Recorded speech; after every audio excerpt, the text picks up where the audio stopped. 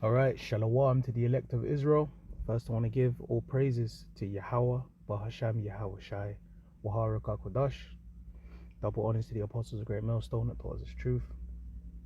Okay, this video I'm going to be speaking about how we are not to envy, these the wicked, these Edomites.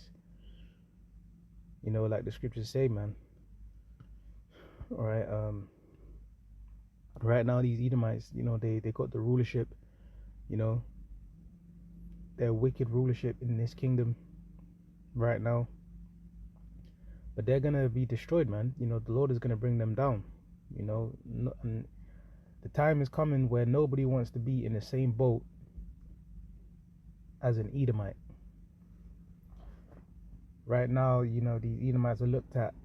They got their still image as being, like the white hunk, Hollywood's heroes and all of that madness and all of that stuff. All right. But the time's coming where these Edomites are gonna be fully exposed, and the world's gonna know who they are, man. They are the wicked, all right, the people who the Lord hates, all right. It's written, I have loved you, saith the Lord, and Esau have I hated, okay, in Malachi chapter 1, right? So these Edomites, are nothing to be envious of, man.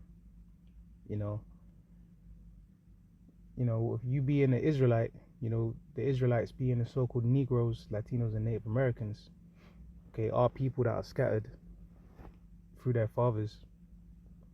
We are the ones that are most blessed, even though we're in a lower state right now, right? We're in poverty, we're going through tribulations, but it's coming to an end, man. And soon we're going to be forever at peace, forever on top of our enemies, of these heathens. So I want to read Proverbs 3:31. Envy thou not the oppressor, and choose none of his ways. All right, so we are not to envy our oppressor, man. Mainly these Edomites, they are the main ones, spearheading our oppression in their evil, wicked system. All right, and for years, the lies, the slanders, the propagandas that they've put on our people. All right, the pride that they show over us, that how they boasting over us.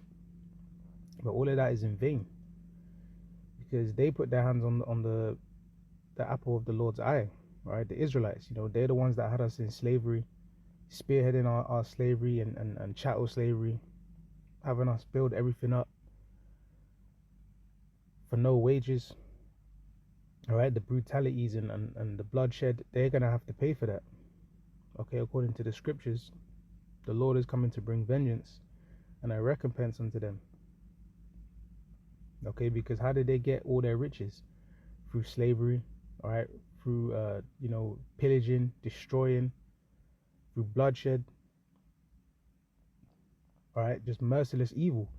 So they're gonna have to reap what they've sowed, according to the scriptures. Okay, but right now, like they boast over, their position. They got the world, all right. They go around all these different nations, bossing them around, telling them what to do, putting sanctions on them. Calling, like Donald Trump, calling other countries, third world countries and shithole countries. All right, after when you find out these countries that are impoverished, you had these Edomites that went over there, had a hand in it, done their dirty work, and left that country dilapidated. Whether they put a fake puppet leader in there, and run things the way they want, while they're running out the back door with the gold, silver, and all the oil and resources. All right, made these countries war torn. Okay, and that's through Esau, man. And he hoards all the wealth, and then gloats and boasts about it. But he's a thief, So that judgment is going to be coming heavily down upon the nation of Edom. They think they can ride off into the sunset, man. But that's not how it's going to go down. It's St. John 10:10. The thief cometh not but for to steal and to kill and to destroy. I am come that they might have life and that they might have it more abundantly.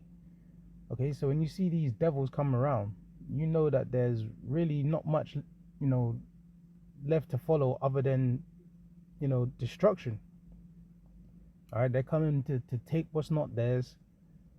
All right, to destroy, pretty much, ruin everything. Okay, this world right now, is high time pollution. All right, the air that we breathe, Esau pollutes it. The food we drink, Esau corrupts it and defiles it. So this madman, he can't be in rulership forever, man, because only a madman would destroy and poison the very things that he himself has to use, man. It's that quote in the Planet of the Apes: "Beware of the beast, man. Shun him. He will make a desolate world of yours and of his own." You know, roughly how it says it in that movie. And that's true, man. This man has nuclear missiles. Okay, that can destroy. The destroying capabilities is the highest level it's ever been. So this is what they've done, man, and it's gonna fall all back on them. It's gonna bite them, because that marks the end of their kingdom. When those nuclear missiles drop, that's it. No more. Is this man gonna be looked at as something so great, so righteous? No, because that's when the Lord is gonna come and establish the real kingdom for the chosen people of the Lord, the Israelites. Okay, the kingdom ruled in righteousness, the law, statutes, and commandments being established forever, the Israelites being on rulership above our enemies forever. And that's when we're really gonna live abundantly, good health, the best of health. We ain't gonna die. That's what the scriptures tell you, man. These Edomites, they don't have that. They don't have the blessing. So we ain't to envy them. We ain't supposed to be, envious of them and trying to get with them and trying to, make covenants and make deals, try and get a deal with the devil. Because that's what you're seeing a lot right now. You're seeing a lot of sellouts. Okay? This is that year coined by our apostles, the spies, agents, and sellouts, Jacob's trouble, all in the mix. So all these things, we're getting ready to see some things, man. Prophecies unfolding, the downfall of our enemies, man. And these Edomites are gonna be falling hard, man. You ain't gonna want to be in the same boat as an Edomite. So yeah, they got the money right now. Yeah, they got looked at as high and mighty, but that's all in vain, and it's all gonna come to nothing in a time real soon.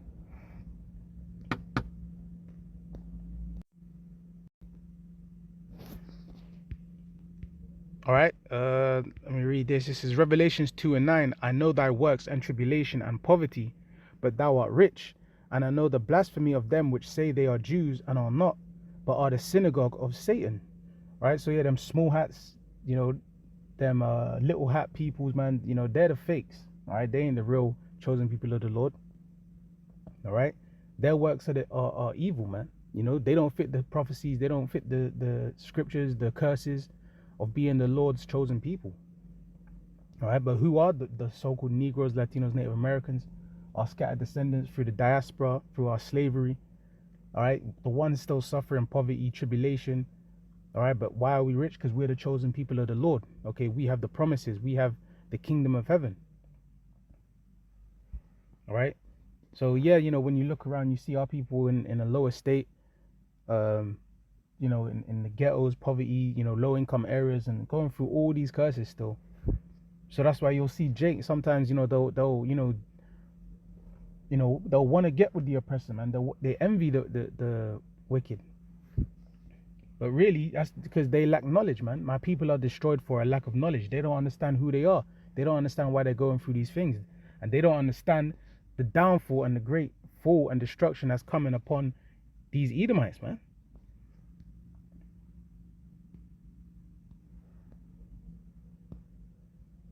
All right, Habakkuk 2:12. Woe to him that buildeth a town with blood, and establisheth a city by iniquity. Okay, and that's America. Is not America established by blood, slavery, evil, and wickedness? So woe means destruction. So that's what's going to come upon them. You know, America being Babylon the Great, who are to be destroyed. Right? So, yeah, right now, like the scripture says here, we have no continuing city, but we seek one to come. Okay, so really, that's when we're really going to live. Right now, we going through, the lowest state, but really, we're rich. All right, we are rich, man. No need to be trimming our ways to seek love, like the scriptures say, from our enemies. Okay, because really, we're the ones that are blessed.